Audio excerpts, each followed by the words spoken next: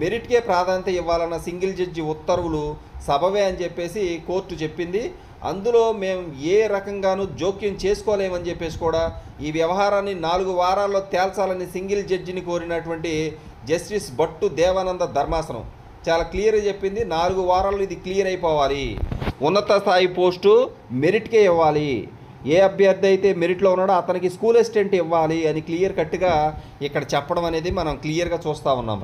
SGT school assistant పోస్టులకు వేర్వేరుగా దరఖాస్తులు ఇచ్చి వేర్వేరు ఫీజులు వసూలు చేసి వేర్వేరుగా పరీక్షలు నిర్వహించినప్పుడు మెరిట్ను ఎలా విస్మరిస్తారు? మెరిట్ను కాదని ప్రాధాన్యతలను పరిగణలోనికి తీసుకోవడం ఏమిటి? ఇది ఎంత మాత్రం సరికాదు. అందువల్ల మేము సింగిల్ జడ్జి ఉత్తర్వుల్లో ఏమాత్రం జోక్యం చేసుకోలేమని హైకోర్టు ధర్మాసనం చాలా స్పష్టంగా చెప్పింది. అందరికీ సెపరేట్గా అప్లికేషన్లు తీసుకున్నారు. అప్లికేషన్లు అన్నీ సెపరేట్గా తీసుకున్నారు. ఎస్జిటి స్కూల్ అసిస్టెంట్ పోస్టులకు వేర్వేరుగా దరఖాస్తులు ఇచ్చారు, వేర్వేరుగా ఫీజులు తీసుకున్నారు, వేర్వేరుగా పరీక్షలు నిర్వహించినప్పుడు మెరిట్ని ఎలా విస్మరిస్తారు అని చెప్పేసి